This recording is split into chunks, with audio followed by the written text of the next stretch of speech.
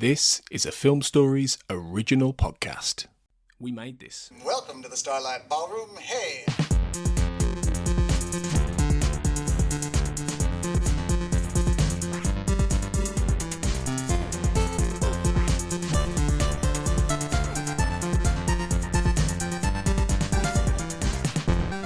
Hello everyone and welcome to Shipwrecked Comatose. My name is not Mark Adams and welcome to the show. We are here for another Red Dwarf special.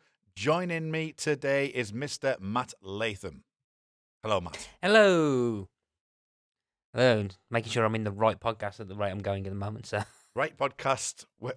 I'm definitely not in the right room. I'm currently podcasting in a room that's designed for like 200 people, and I'm the only one here. So nice and echoey then. Nice and echoey. You know, it's going to have great post EQ stuff, but you know, these things are sent to trials. And as you can hear, Colin Jackson Brown is with us. Hello, friend. How are you? Not bad. Yeah, bad. I'm all right. What I do want to say is you've brought a friend with you. You've brought a giraffe. I have. Yeah, that's Gerald. He's just in my living room. Oh, fantastic. Fantastic. We are here to discuss Smeg Ups, the 1994 release, VHS release, then moved on to DVD in more recent history. I'm not sure when that was, actually, but Colin, you probably have the facts of that. But nope. No. Oh, well. Case is over there and I can't reach it. I'm all wired up. Okay, that's fine. Don't worry. We're not bothered. We're here to talk about the Smeg Ups. Now, I don't know about you, so let's go around the history of Smeg Ups because, you know, we're talking, you know, back in the 70s, we had Dennis Norden's It'll Be All Right on the Night, which was a collection of, sort of mishaps and things like that. Yeah. Which I remember being Saturday night TV. It was like 5-6 o'clock at night or something. I remember that vividly. And then I'm researching this. I didn't realize this existed, and I don't know why, but the bottom one, which was released later on, Fluff. Yeah, called Fluff. Yeah. I did not know they existed until like 3 seconds ago. I was trying to find out if there were many more, and I've not found many. So, like you said, it'll be all right on the night, and then there was Auntie's Bloomers, which was the BBC one. Yes. Which I think Terry Wogan presented, if I remember correctly. But then this came out in just before Christmas in 1994. Bottom Fluff was, I think, the year after. 1996 it was. Yeah. And then there was also Mystery Science Theatre 3000 had a couple called the Poopy Tapes. But other than that, it's all just sort of extras on DVDs and that kind of thing. I can't find any other, standalone VHS release ones.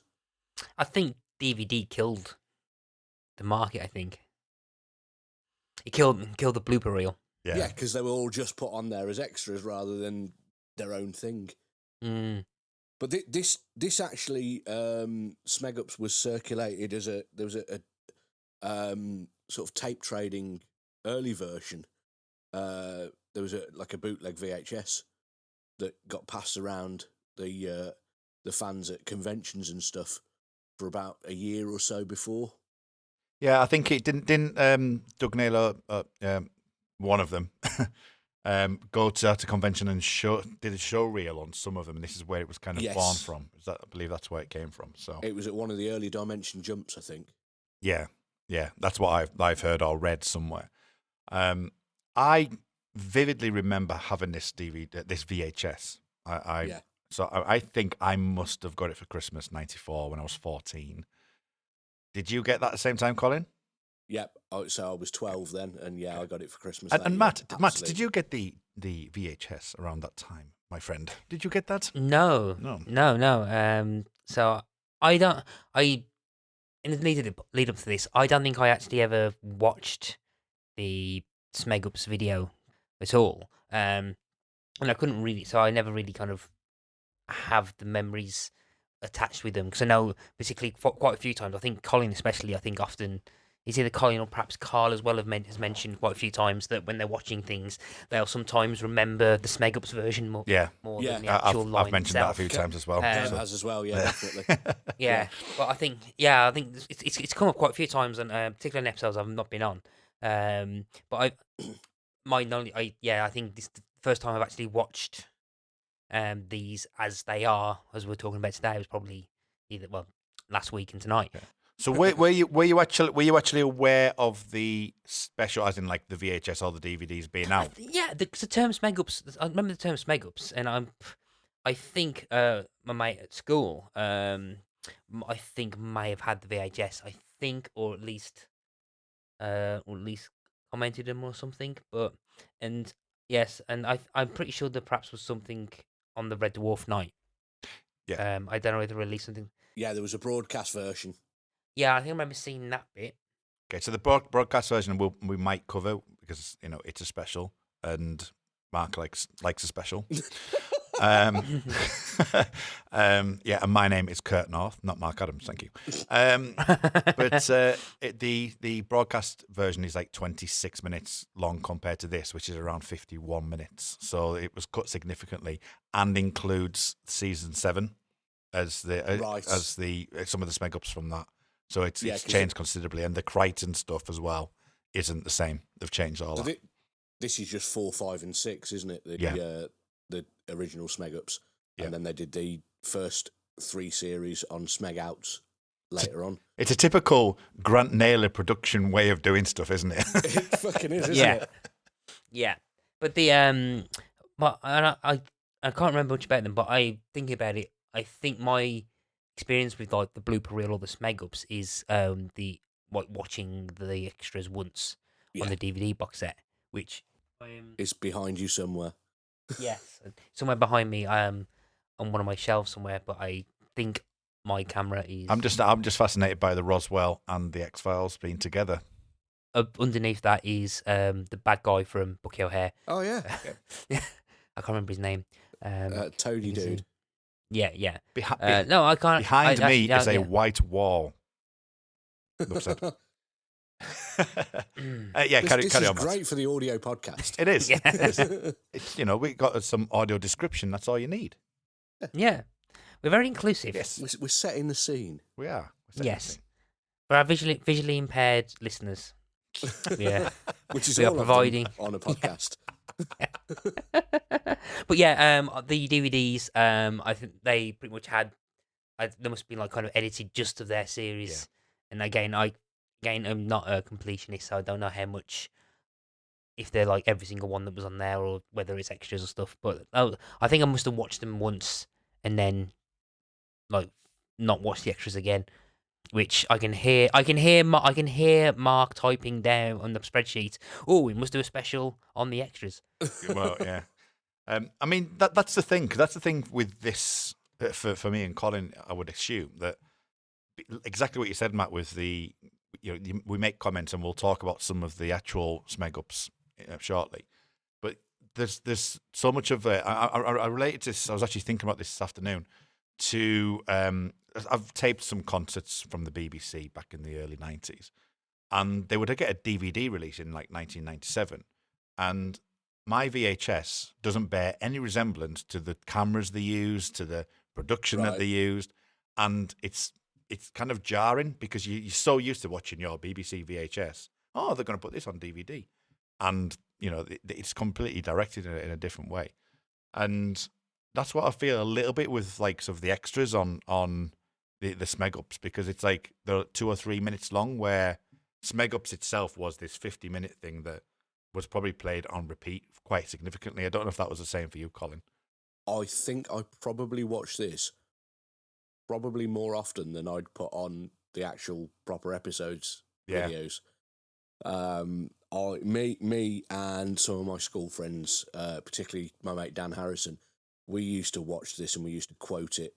Like, we used to quote the Smeg Ups as much as, if not more sometimes, than the episodes themselves. Yeah. So there's loads of quotable Dwarf that never actually made it into the episodes. Yeah, and one especially, which I did mention on the podcast, which we'll get to. But yeah, same with me. I used to do like extraordinary all the time. I only just realised, because I know nothing of 70s and 80s sport, that is an impression of David Coleman. Chris Barry did the spitting image puppet of David Coleman. So that is Chris Barry doing an impression of Chris Barry doing an impression of David Coleman. Yeah. Oh, I actually thought it was Murray Walker, but my memory might be that's my memory rather than just looking up something. Chrisception. Chrisception. But yeah, that extraordinary, I still do now. Whenever I'm reading my 5-year-old daughter a story and the word extraordinary is in there, I always read it as extraordinary, which really annoys her, which is just a bonus.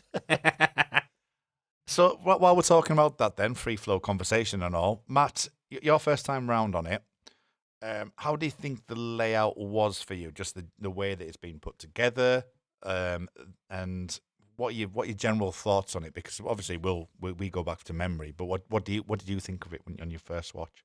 What I found quite interesting, I think, is that it's both a kind of gift for kind of the fan base, in a kind of unique way at the time.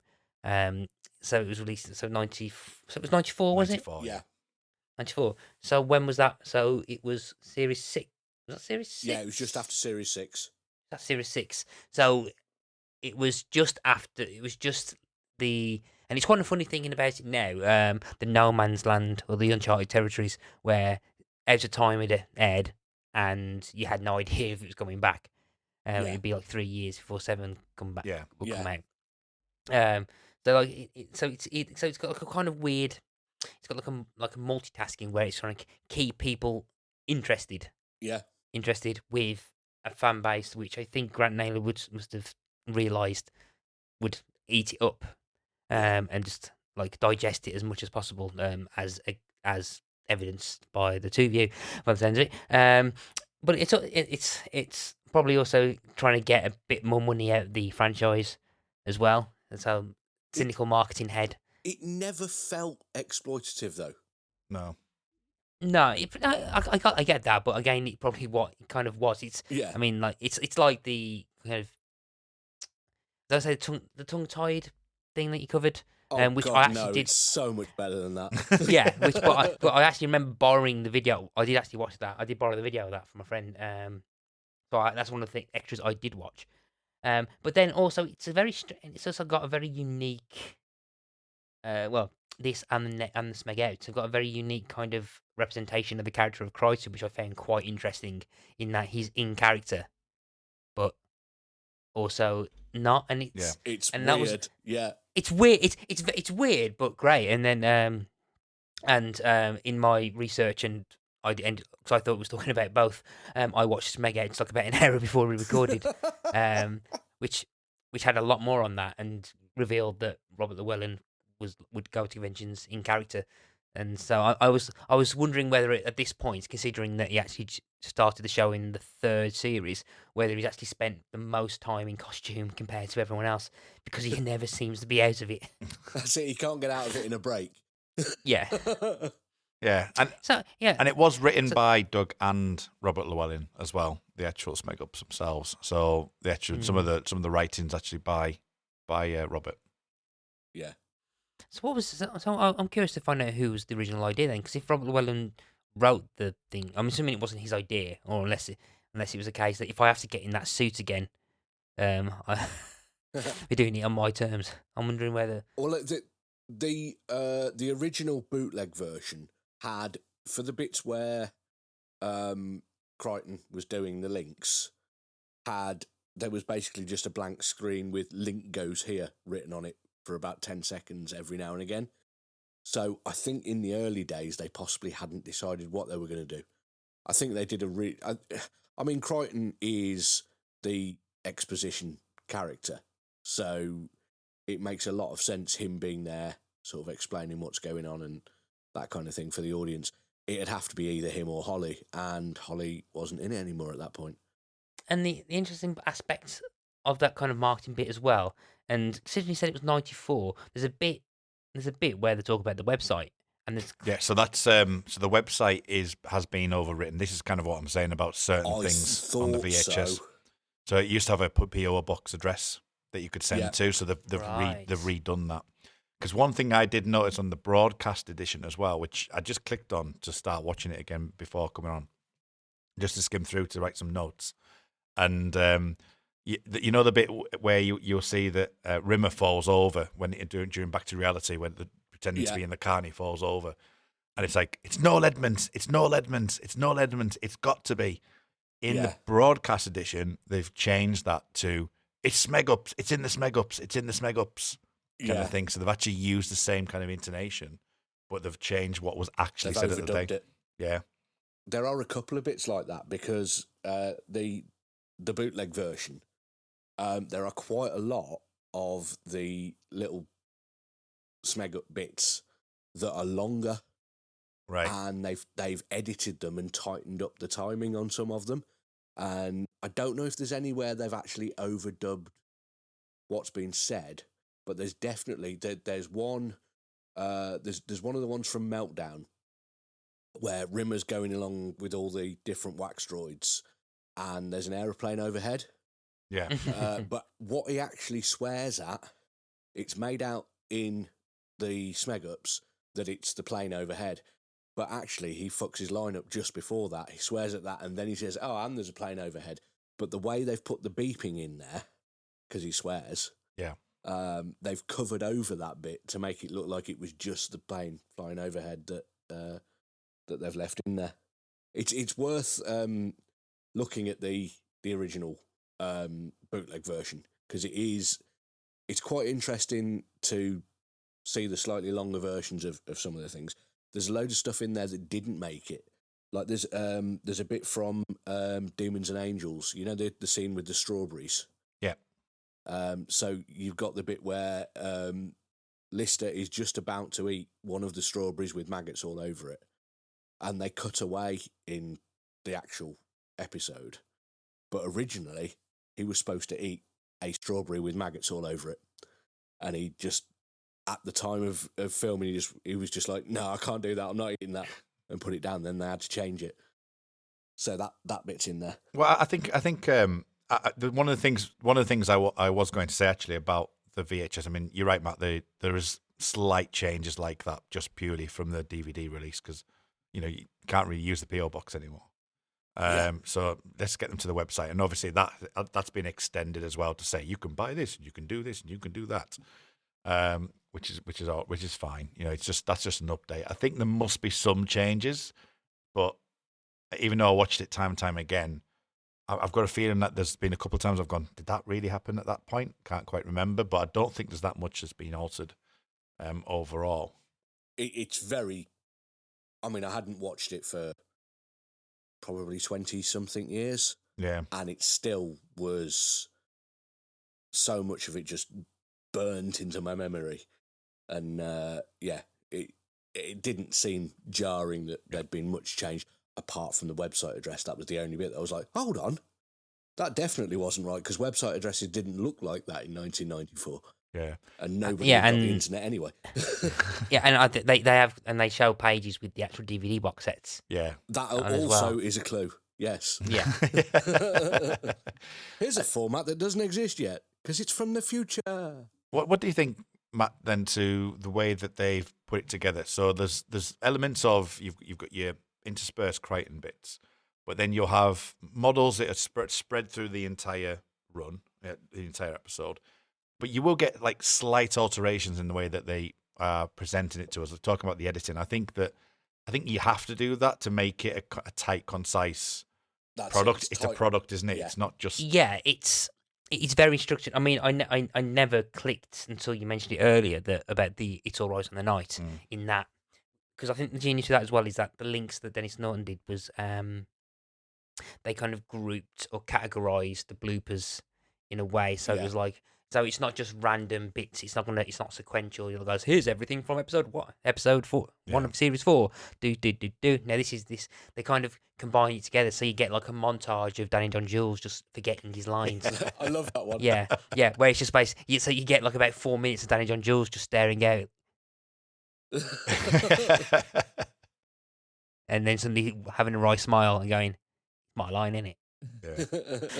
It's like, I think one of the best ones, because obviously they've done it in a way on that particular those moments as well. That they've done it in a way, like you say, not sequential, because in one of them it's like, we've only got you to go with, so stay alert, and he's just standing there, just like staring into space. It's like, okay, that's brilliant, because that's in context funny, but then the following ones are just ones like that, where he was like, he's about to say something, or he realizes he's not there. Which I think, as I say, just by doing that, by placing that one first, works really well. Yeah. But what did you make to like the edits where, because sometimes you've got to tell the gag before you actually see the outtake.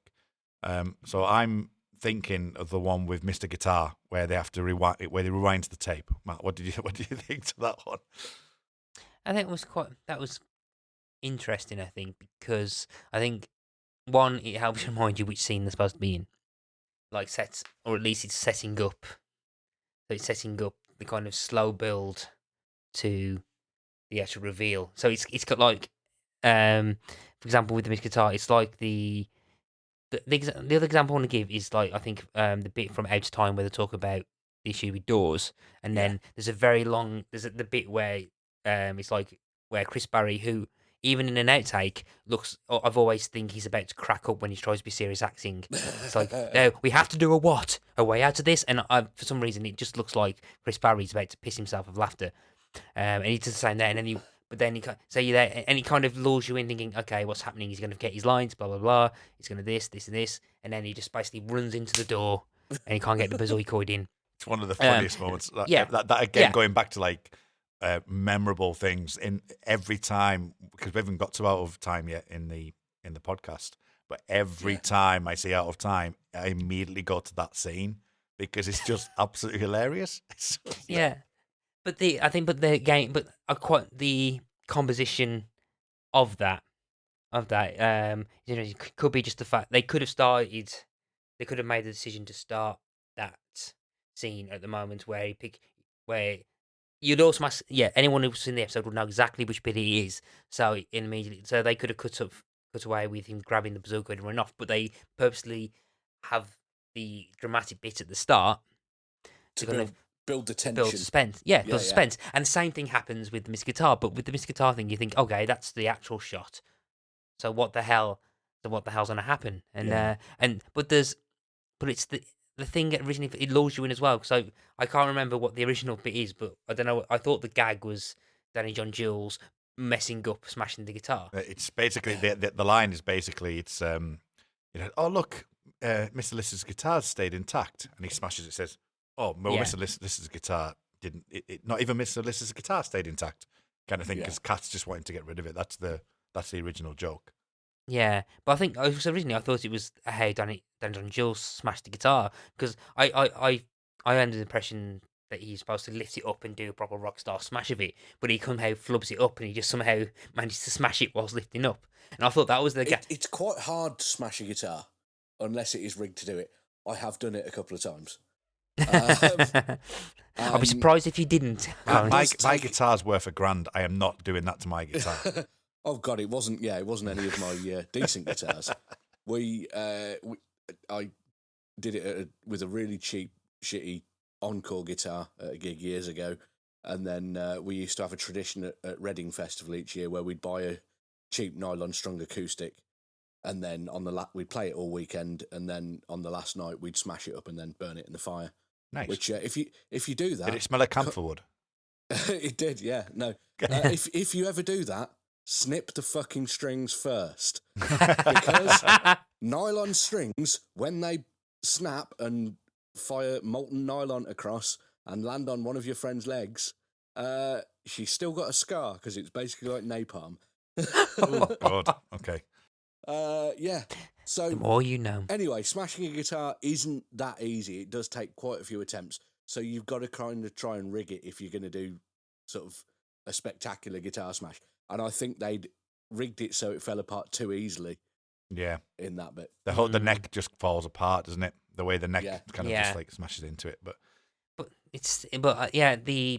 I say we kind of appreciate that, like, you got your quick fire flubs of lines, but then the building up to kind of set pieces of bigger things where, like, you would considering some of the later ones we haven't talked about yet. Him going Mr. Guitar wouldn't have been, doesn't feel like it should be. Yeah. Like a big set piece with like the build up to it. Yeah. But I think they was cleverly showed the original and then built up to it to the point where he goes Mr. Guitar, and then the resultant kind of just like everyone just breaking up because of something so stupid. And Kind it's of carries on because it it's just carries on. improvisation, isn't it? Yeah, it's Yeah. improvisation It's the afterwards. improvisation Just, that see, everything Robert to me Llewellyn. is Mr. Mr. Mike, Mr. Rather Sad Knob. In a typical northern like way of saying as well, which will bring us to the next kind of point of some of those the ad libs that they do, like say as extraordinary, but the various different things where you've got Kryten. We've just before we came on air, somebody sent a picture of I've just cacked me pants. It's just like that. I mean, they're not Smeg Ups, are they? They're just like literally just them messing around. So, Colin, what the stuff that like that, the stuff that's ad libbed or either like getting the crowd up or just them reacting. I mean, what is that definitely more of a memory for you as well? It varies because I think most of my favourite bits are, other than the I've just cacked my pants. All of my favourite bits are sort of flubs, but it's how they react to them afterwards. But there are a lot of cool bits in there where I think they are sort of like filling time for the studio audience. Like you've got Chris Barry doing his like not Sid James. Is it Sid James? Kenneth Williams. Kenneth Williams impression. Yeah. I know it's Or one of list the Carry the On big people. 1989. Yeah. That's the year I paid tax. It's doing very, very dated impressions now. The kind of impressions that most of the people watching these days would be like, quite sure who that is. But then again, it goes back to the kind of interesting contemporary pop culture references the show has. Yeah. So like Kevin God, Keegan. no, I mean, yeah. Or the one that always jumps in my mind is the Peter Beardsley reference. Even and any kind of younger millennial fan that picks up Red Dwarf, who's also massively into their football, will have no idea who Peter Beardsley is. To me, Peter Beardsley is the bloody Premier League '94 sticker that I could never find. That's it. I only know of him from sticker albums, but Yeah, but there's other things as well, which I say with ad libbing or especially with the ad libs. There's some telling moments where you can hear the production staff saying, "Come on, can we get on with this, please?" Kind of like that. Actually, you can hear them underneath that they've just been annoying them that much all day, which I think is a good insight as well. it shows the camaraderie between the boys from the Dwarf. It looks like they got on really well when they weren't in character. So this is just there's some. I mean, the one that sort of springs to mind to me. There's one where Lister and Kryten are in a scene, and Robert Llewellyn messes his line up. Craig is like, "Get it right, there'll be a bag of chips in it for you." The one with the hat with the girl from Spats, which I can never not just say that. That's all I ever say when I say when it's like, "What do we do now, Dad?" Yeah. But I think one of my favorite moments from Smeg Ups is definitely the Stone one.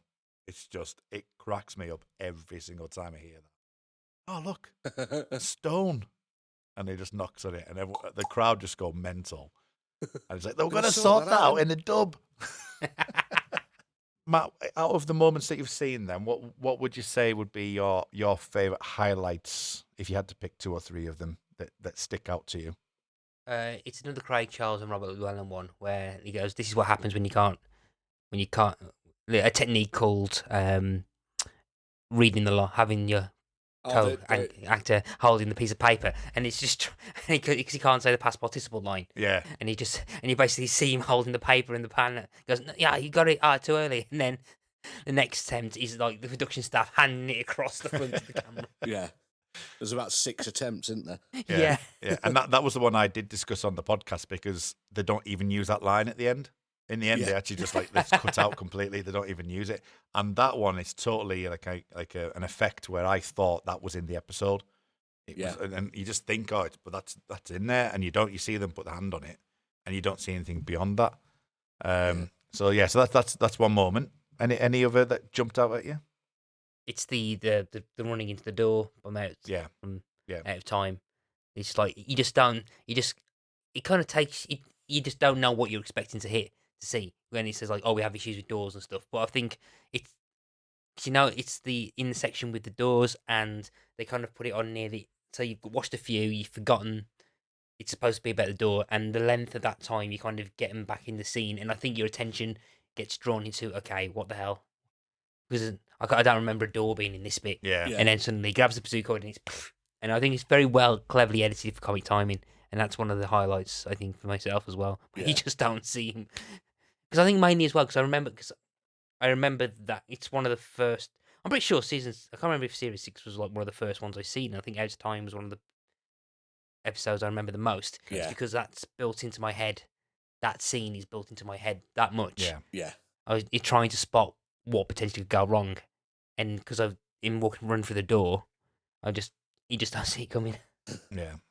So, Colin, it's probably harder for us because there's so many that, because they are seared into our brain to actually pull them out. Yeah. But I'm assuming that there is like ones that you just.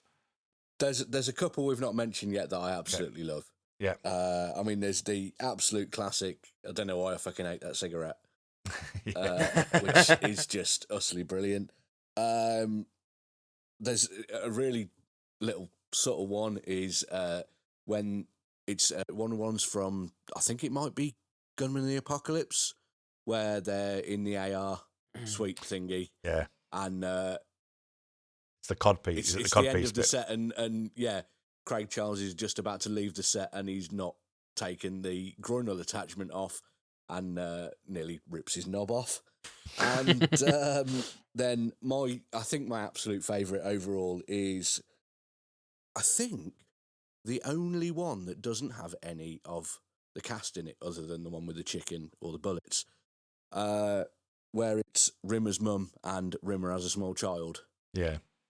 Where she flubs a line and says, "Oh fuck," and the little kid dangling upside down giggles his head off, because there is not much funnier than either a small child swearing when they don't know that they're swearing, when they've just copied their parents. Not that I've ever done that, of course. Or giggling because an adult swears. It's just utterly hilarious. It makes me laugh for hours, like watching random little YouTube videos of kids swearing when they shouldn't be. It's brilliant.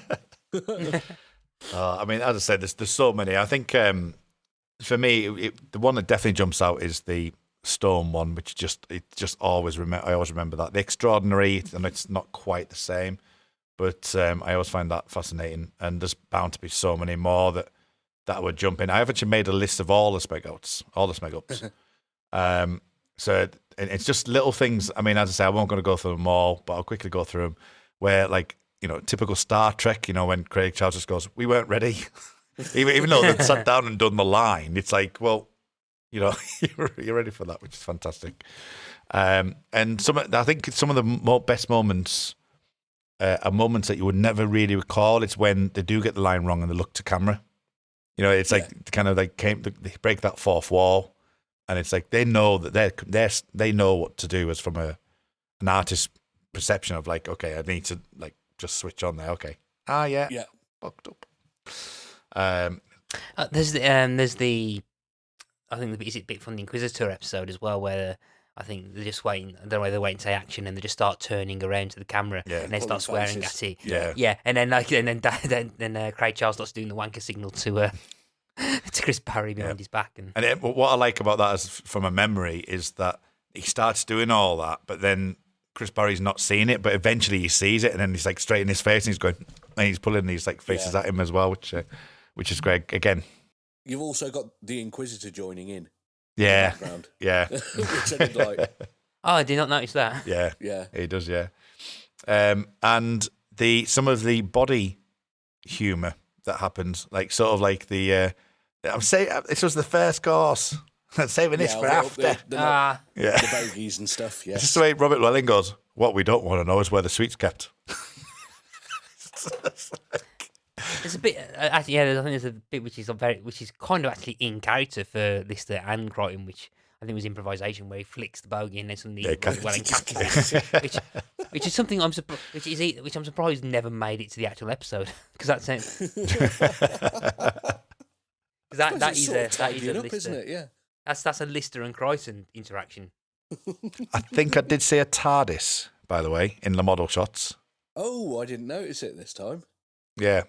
On one of the model shots, it's in the bottom left-hand corner, I think. I'm not 100% sure, but I Right. think there's a TARDIS at the bottom left-hand corner.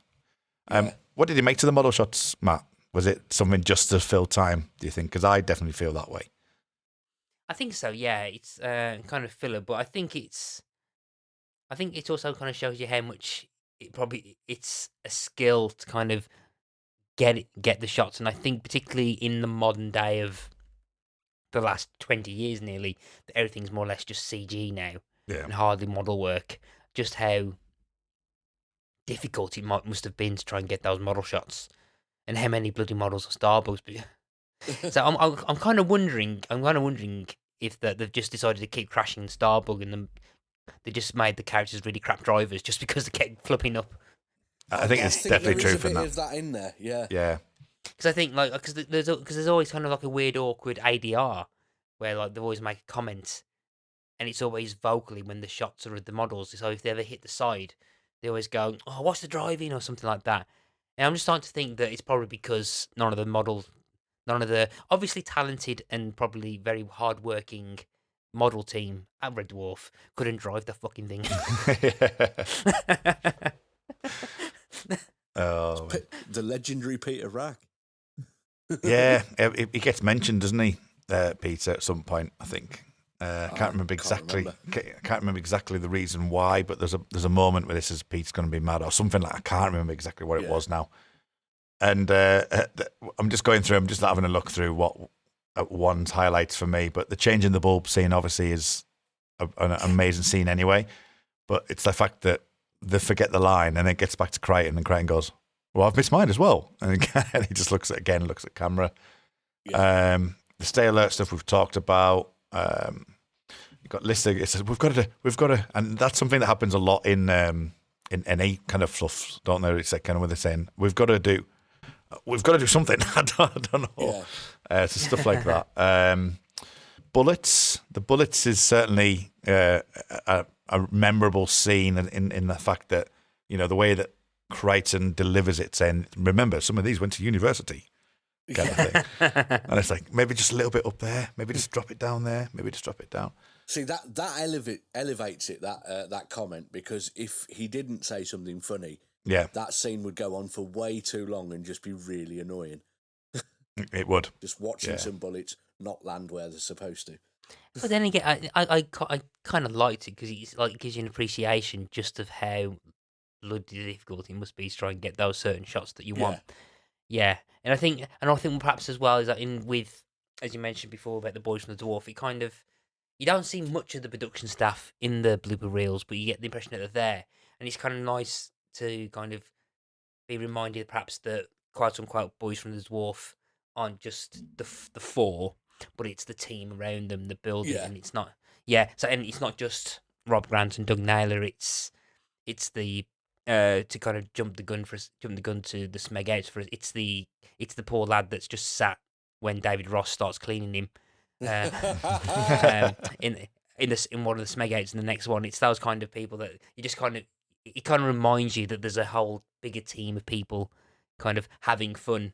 Yeah, What or not as the case may be, depending on where they are. What you're basically saying there, Matt, is the real boys from the Dwarf are the friends we made along the way. Yes. Oh, when he's doing the welding, and and it's just the way that you're talking about like cast and stuff. You can hear the woman just going, "Oh, it's all right. It doesn't matter. We can't tell." It's like, it doesn't matter. We can't tell. It's just, I might burn my knob off. Doesn't matter. We can't tell. It's just, you're talking about burning flesh or whatever he says. It's just like, stuff like that. Just that, again, the reaction, of Craig Charles. Because Craig Charles goes very scouse on his reactions. You know what I mean? So it's like he just raises his intonation slightly, and what do you mean? which is fantastic. Sort it out in the dub. Yeah, it's just brilliant. So I don't think there's anything else generally we can talk about, is there? Apart from the top 10 questions. Oh, okay. There's also the bonus scene at the end. Yeah, the out of time. Yeah. I was thinking about leaving that till the actual episode. Okay. Maybe just playing that probably in the actual episode. So, Okay.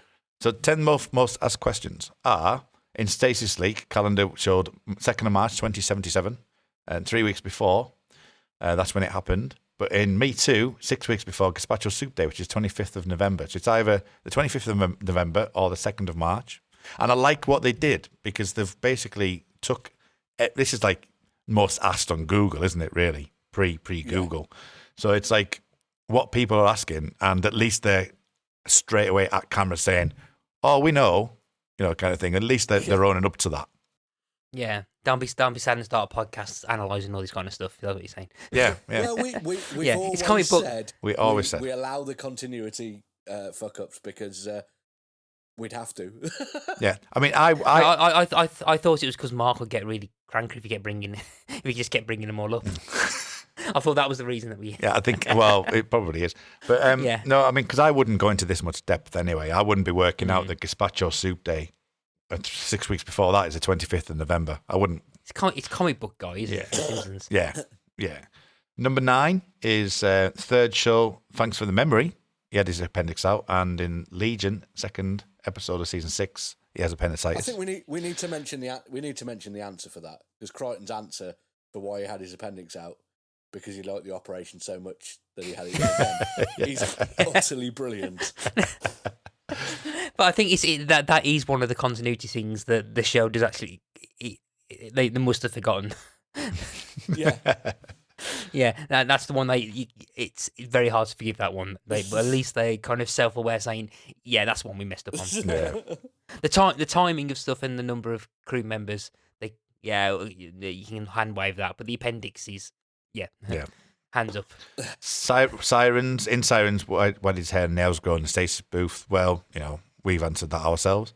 The lyrics was number 7, which is fine. Season 6. Actually, I was going to say that I'm surprised that we've not used the fact that in character Kryten says the words "shipwrecked and comatose." Yeah, I'm surprised we've not used that soundbite yet. Where we are now. We can do now. Yeah, just so that's Colin suddenly making a new remix with. I'm not redoing the fucking theme tune. It's well, just sampling the thing. Welcome to Salad Bowl. Hey, Shipwrecked Comatose. Yeah. No, it'd be awful. Where do I write to get Red Dwarf merchandise? And this is what we were talking about with the website. In Marooned, dog food? No, it was cat food. Can I call my stuffed Red Dwarf? That was like houses, mouse, mice, whatever. Mice? Who has pet mice? I had a pet rat. Some people. I had a pet rat. Some people have pet mice. Okay. I think. I don't like pets. They're rubbish. How long does it take to make an episode? 7 days. The Marooned Camphorwood stuff. The most asked Injustice, 1167, and the first show 169, like Matt just said. Stasis Leak 2077, and in DNA he's a 23rd century guy. Yeah. And then realizing the questions were 10, not 11, which was a nice little gag there. So. Yeah, so I mean, you could literally go through every single Smeg Up, and say the heart attacks. Oh no, not the bloody heart attacks, all that kind of thing if you wanted to. But I don't think it warrants that. Watch the Smeg Ups is what I'd suggest. You can get the DVD for about £3 off eBay. That's what I did. Yeah. It's a weird cover though, isn't it? The It DVD. is. It's a bit shite. Yeah. Although the original VHS cover wasn't brilliant. Well, no. It was very sort of, I was going to say Microsoft Word art, but I think it predates that. Right, Matt. Any final thoughts on the Smeg Ups? No, just that I need to remember to actually watch the right thing before. It might help. Yeah. Yes. And... Okay, and Colin. I really enjoyed going back and watching it again. It was a lovely bit of nostalgia. It was. And I'm looking forward to doing Smeg Outs later on because I've not watched those again yet. I'm going to do that when we do the episode. Yeah, I would do that myself as well. Knowing that we're doing the Smeg Ups today, then I would definitely do Smeg Outs another time. You know, Yeah. I wouldn't want to on the waste my same day. time. I wouldn't want to waste my time watching them because I might get myself confused. I don't know. What a Do wanker. such a thing. I mean, Wankers. you know, who's not looked at the spreadsheet and who always talks about spreadsheets? Let me think. Anyway, nice to be able to speak to you both. And, you know, coming into season 6 next year in 2022. But no doubt there'll be other things that we'll be talking about. And we aren't. Have you met Mark? Yeah. Yes, I have, unfortunately. Yes. There is more things to talk about on the We Made This Podcast Network. Matt, you are on the We Made This Podcast Network with Pick a Disc and the like, and I am on We Made This Disc with We Made This Disc. We made this podcast with Star Trek Picard and all kinds. So let's talk about where people can find you online. So Matt, starting with you. Yeah, you can find me on Instagram /Twitter/Facebook under Pick a Disc, where you can hear my self-deprecation, which is part of the brand by now, and where I speak to people about albums for whatever reason they want to. I'm not sure when this comes. I'm not sure when this is due out. Thursday. Oh, this Thursday. Yes. Right. Okay. Yes, I've got to edit it Okay. on Wednesday. So. Right. So So the most recent episode is pretty much is the most weirdest album that we've covered so far. Yes, just imagine a woman dressed as a samurai singing in a baby voice to some Commodore 64 samples. Is it Lieutenant Uhura in Star Trek 5? No, it's not. It's a Chicago improviser called Monotrona who did a 20-minute. Okay. Yeah, at the time recording, Colin's just had a spoiler for the next episode, but when this is out, the latest episode was just released for the last couple of days. Have a listen, and then if you don't like it, listen to all the other episodes just to make sure that you don't Still like don't the like it. podcast. Yeah. So yeah. Oh man, this is like a disaster. Colin. So, I've got 2 other podcasts. We Dig Music, which is me and my friends Ian and Tracy. At the moment, we are going through various different years and choosing our favourite songs and then voting against each other and finding out, what our favourite song of that year is. So in a couple of weeks' time, we'll be putting out our favourite songs of 2013, which we just recorded yesterday. And free with this month's issue is my other podcast, which is me and Ian plus a different guest, which the next one we need to record is with Kurt. So we need to sort that out soon. We do need to sort that out. Yes. But I wonder what the artist might be featured around. Let me think. Yeah. Who could it be? Who could it be? Oh, I wonder who. Maybe someone that's done that Batman song. Yeah. Oh, Seal. Seal. Yeah. Or R. Kelly. Not doing R. Kelly. No. Gotham City by R. Kelly. Doesn't go down too well at the moment, that one. No. Anyway, we've just put out say something then. I'm really glad I didn't. we've just put out an episode with my friend Esme from the Hide from Time podcast, all about the most controversial Melody Maker CD of all time. Which you can find it by searching through this month's issue. We Dig Music you can find by searching for We Dig Music. And if you want to find me, I'm on Twitter as Mogwai Fierce Satan. Excellent stuff. Well, you can find me on Twitter at rmuldrake. It's RMULDRAKE. And I'm currently doing season 7 of the X-Cast. We're not far away from the end now of season 7. So you can find that on the Twitter at the X_cast. I'm just about to release some, as this goes out, some Time Is Now specials, which is the Millennium podcast. It was released in 1996, so 25 years ago. So we're doing some specials for that. We're also going to be going to somewhere called Birmingham, Matt. I don't know where that is, but I'm going down there for a live show. So that should be fun at time of recording. So we'll be doing that in November. Aye, bro. He says in a black country accent. So I'm going down there to talk Xcast and The Time Is Now. So you can find The Time Is Now at The Time Is Now pod, and we'll be going into Star Trek Picard in the near future. With season 2 should be due out in early 2022, and you can find that at Jean-Luc Podard. So that brings this episode to an end. We are not the only thing that's being discussed on the network, so that'll be coming to you shortly with some clips of other shows. Potentially, probably starring one of us three, because that's generally what happens. Or Mark. So you can find that. So listen to that at the end of this. But until next time, we've got to do it in a Brummie accent, surely. Extraordinary, Brilliant. But I do Brummie, I do Black Country Black instead. Country. Hello, everyone. This is Tony, Network Chief of We Made This. As you know, our podcast network brings together a brilliant assortment of talent who talk about all kinds of pop culture content, such as the episode you just listened to, or maybe you're just about to listen to. We're not going anywhere, but we'd love to keep the lights on for even longer if you're able to support our network on Patreon. For just £2 a month, you get your name in lights and the satisfaction of knowing you're helping us produce more great audio. And for £3 a month, you'll get your name in lights, but you'll also get access to an exclusive bi-monthly podcast from the We Made This talent pool on podcasting, pop culture, and, well, you tell us. We'll take your suggestions. For less than the price of a coffee per month, you can help keep We Made This going. Just head to patreon.com/We Made This. That's patreon.com/We Made This. And get the ball rolling. Now, back to your scheduled programming. Elsewhere on We Made This. Observing the Pattern, a Fringe podcast.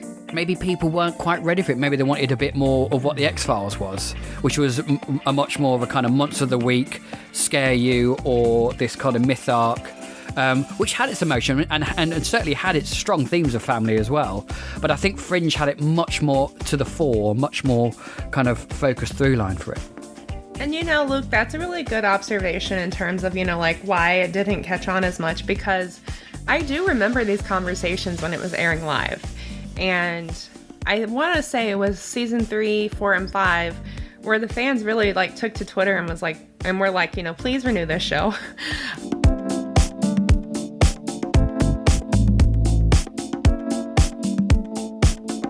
Chucky Vision.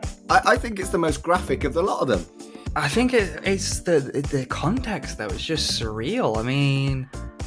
But yeah, I don't know. I don't know how I would react as a censor to this, because we see, as we keep saying, we see Chucky jack off, but we don't just see his reactions. There is literally a close-up shot of him grabbing his dick. Yeah, and there's a fucking turkey baster dripping with jizz. Oh my god! The actual fuck is this a 15? Well, I think if you make something cartoonish enough, then you will get away with it. and it does feel like they got away with it. Rarely Going, an animated Star Trek podcast. To me, the one thing that keeps coming up in these episodes is Boimler is actually a really good leader.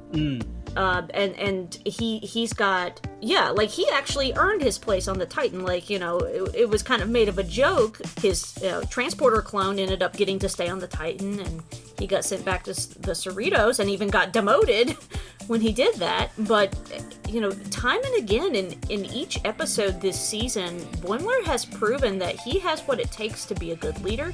He has what it takes to be a command officer. I think that... Absolutely. Check out all of these shows and more on the We Made This podcast network.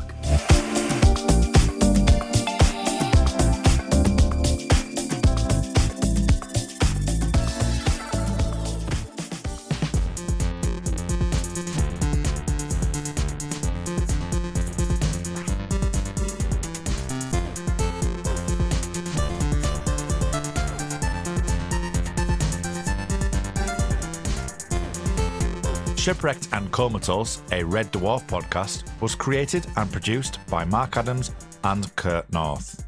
You can find us on Twitter at Red Dwarf Pod, and we are part of the We Made This podcast network, which can be found online at wemadeThisPod.com or on Twitter at We Made This Pod.